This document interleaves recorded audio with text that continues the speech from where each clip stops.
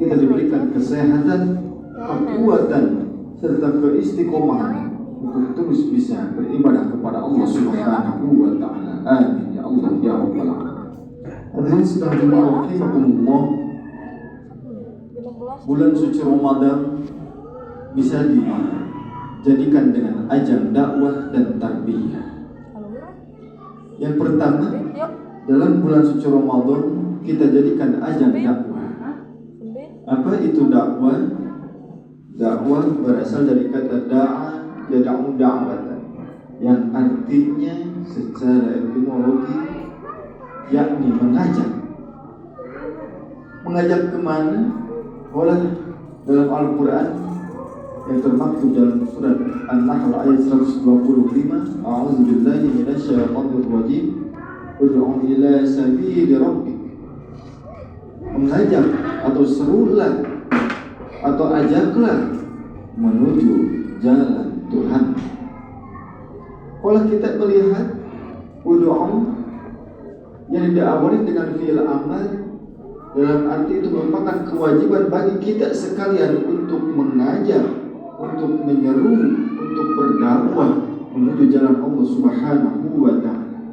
Maka dari itu kewajiban dakwah bukan teruntuk bagi ustaz saja, kewajiban berdakwah bukan dikhususkan bagi kiai saja, tetapi kewajiban berdakwah untuk kaum muslimin wa muslimat, untuk mengajak kebaikan atau menyeru kepada Allah Subhanahu wa Ta'ala. Hadirin sedang rahimakumullah, kalaulah arti dakwah itu mengajak kepada kebaikan, berarti ada jalan yang harus kita tempuh. Mengajak bukan berarti mengejek. Tak sedikit orang yang berdakwah karena nafsu telah membelenggu dirinya, seakan-akan dakwah yang dilontarkannya itu terbelenggu dengan emosi, terbelenggu dengan nafsu, sehingga ajakannya itu menjadi ejekan. Tak sedikit orang yang hatinya dikuasai oleh hawa nafsunya, karena dakwah itu merupakan hal yang merangkul dalam kebaikan, bersama-sama untuk menempuh jalan kebaikan. Tak sedikit orang yang mengajaknya, yang merangkulnya seakan-akan memukul. Maka dari itu dakwah yang paling baik, yakni dakwah yang mengajak, bukan yang mengejek, dakwah yang merangkul dan bukan dakwah yang memukul. Adapun dakwah ada tiga hal. Yang pertama dakwah bil lisan, kemudian dakwah bil hal, dan yang ketiga adalah dakwah tadwin atau tulisan. Yang pertama dakwah bil lisan, kita mengajak, kita merangkul dalam kebaikan dari segi ucapan. Dalam surat Al-Asr Allah Subhanahu wa Ta'ala berfirman, wa tawassaw bil haqq wa tawassaw bis sabr. Saling menasihati satu sama lain, saling mengingatkan satu sama lain menuju jalan kebenaran, menuju jalan keselamatan, menuju jalan yang diridhoi oleh Allah Subhanahu wa Ta'ala. Adapun yang kedua, yakni dakwah bil hal, dakwah dengan tindakan. Ini merupakan dakwah yang sangat spesial apabila kita kerjakan, terutama di bulan suci Ramadan ini. Karena bulan suci Ramadan ini merupakan ibadah spiritual. Kalau kita bagi bukan hanya sebatas ibadah ritual saja, tetapi dalam bulan suci Ramadan ada ibadah, yakni ibadah sosial. Kita dakwah dengan langsung bil hal, dengan aplikasi. Ketika kita mempunyai rezeki, kemudian sisihkan sebagian rezeki kita di jalan Allah Subhanahu wa Ta'ala dengan berbagai macam kebaikan-kebaikan. Membantu orang yang patut kita bantu. Contoh kecilnya ketika kita menyisihkan sebagian rezeki kita di jalan Allah Subhanahu wa Ta'ala untuk memberikan takjil kepada orang yang berbuka puasa, maka pahalanya kata Allah Subhanahu wa Ta'ala dalam sabda Rasulullah SAW, ketika kita menyisihkan sebagian rezeki kita di jalan Allah Subhanahu wa Ta'ala dengan memberikan takjil kepada orang berpuasa, maka pahalanya seperti orang yang berpuasa tersebut. Ketika kebaikan yang kita tebarkan di alam bumi ini, ketika kebaikan kita tebarkan di muka bumi ini, insya Allah kebaikan tersebut akan berefek kepada kita sendiri. Allah Subhanahu wa ta'ala berfirman, in ahsantum li anfusikum wa in asa'tum falah. Barang siapa yang menanam kebaikan, sesungguhnya ia telah mendapatkan kebaikan untuk dirinya sendiri. Bahkan sebalik, ketika kita berbuat keburukan, sesungguhnya keburukan tersebut akan berefek kepada diri kita sendiri. Adapun yang ketiga, kita bisa melaksanakan dengan dakwah dengan cara tadwin atau tulisan. Nah, ini yang harus kita koreksi. Jangan sampai karena musimnya musim modern, musimnya digital, ada sedikit informasi dari medsos ataupun WhatsApp, kita tidak pelajari, langsung main sharekan saja. Kalau kita melihat ternyata isinya penuh dengan ujaran kebencian, penuh dengan hoax dan yang lain-lain. Ketika hal tersebut, informasi tersebut tidak sebarkan sehingga menimbul kekisruhan, itu pun akan berakibat buruk kepada diri kita, atau seakan-akan kita seperti menanam kesalahan dalam diri kita. Maka dari ketika dakwah tulisan pun harus kita kaji kembali, harus kita olah kembali, apakah ini pantas untuk di-share, apakah ini pantas untuk diinformasikan kepada orang lain, apakah hal ini pantas untuk disebarluaskan kepada orang lain. Ketika informasi tersebut merupakan ajang dakwah atau menebar kebaikan, mengajak kebaikan menuju ridhonya Allah Subhanahu wa ta'ala, ketika kita sharekan, ketika kita sebarluaskan, maka insya Allah akan mendapatkan kebaikan atau pahala bagi kita sekalian. Hadirin sedang jemaah rahimakumullah. Adapun yang kedua, bulan suci Ramadan merupakan ajang tarbiyah. Apa itu tarbiyah? Yakni merupakan pendidikan. Di bulan suci Ramadan kita dididik, di bulan suci Ramadan kita dilatih. Sedikitnya ada 3 aspek. Yang pertama, bulan suci Ramadan mendidik kita, melatih kita dari segi fisik. Bulan suci Ramadan mendidik kita, melatih kita dari segi mental. Dan bulan suci Ramadan mendidik kita dari segi spiritual. Yang pertama, bulan suci Ramadan mendidik kita dari segi fisik. Sudah barang tentu ketika kita shaum di bulan suci Ramadan, ini merupakan kasih sayang Allah Subhanahu wa ta'ala. Kita harus berhusnuzon kepada Allah Subhanahu wa ta'ala. Ketika Allah Subhanahu wa ta'ala mewajibkan kepada kita sekalian untuk menunaikan ibadah shaum di bulan suci Ramadan, ini bukan merupakan siksaan, tetapi ini merupakan kasih sayang Allah Subhanahu wa ta'ala. Dalam sabda Rasulullah sallallahu alaihi wasallam, sumu tasidu, berpuasalah, nescaya engkau akan mendapatkan kesehatan. Dan kita harus yakini dengan berpuasa, dengan shaum, terutama shaum di bulan suci Ramadan, kita akan mendapatkan kesehatan.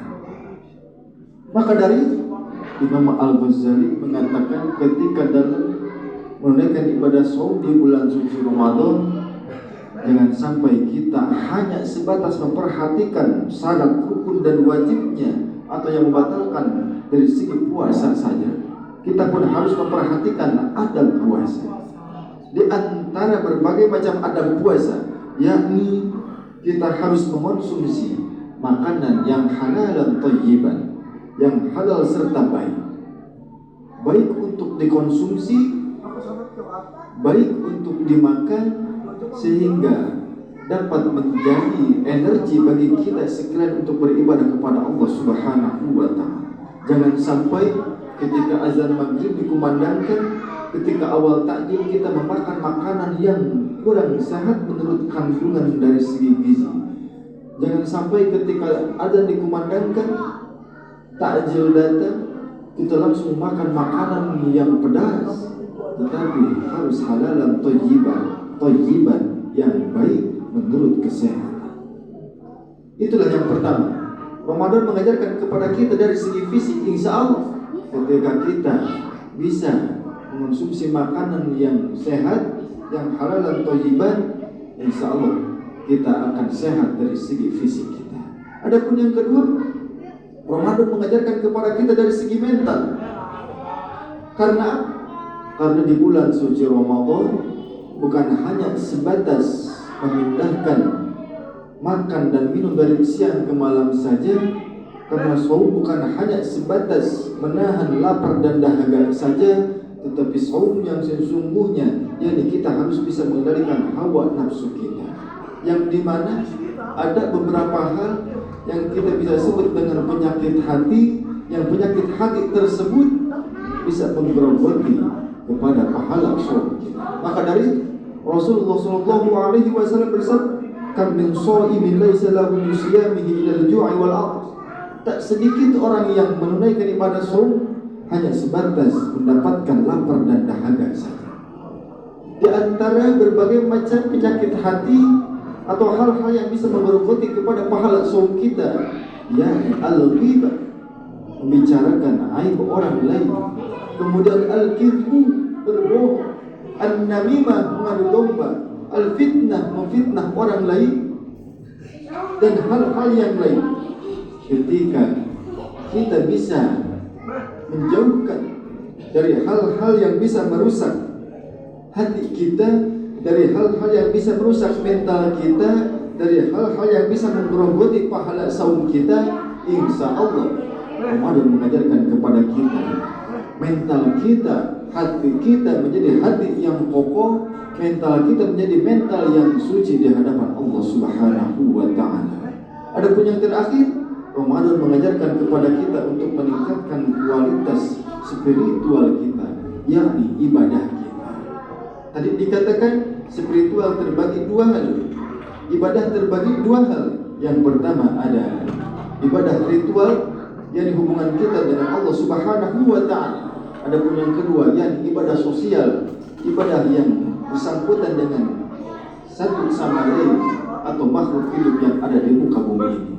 Ketika kita bisa mengaplikasikan ketiga hal ini, fisik kita harus dijaga, mental kita harus ditata, kemudian meningkatkan kualitas spiritual kita, insya Allah saum kita akan diterima di hadapan Allah Subhanahu wa ta'ala, sehingga kita diberikan gelar yang mulia insya Allah Subhanahu wa ta'ala, yakni la'allakum tattaqun. Semoga kita menjadi insan yang bertakwa di hadapan Allah Subhanahu wa ta'ala. Amin ya Allah ya Rabbal alamin. Barakallahu li wa lakum.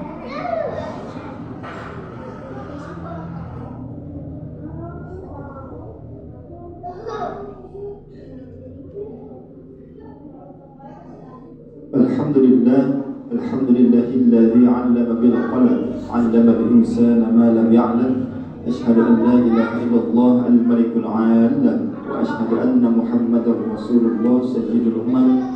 Allahumma shalli ala sayyidina Muhammad wa ala ali sayyidina Muhammad. Amma ba'd, fa ya ayyuhal hadirun, ittaqullah wattaqullah thumma ittaqullah faqad fazal muttaqun.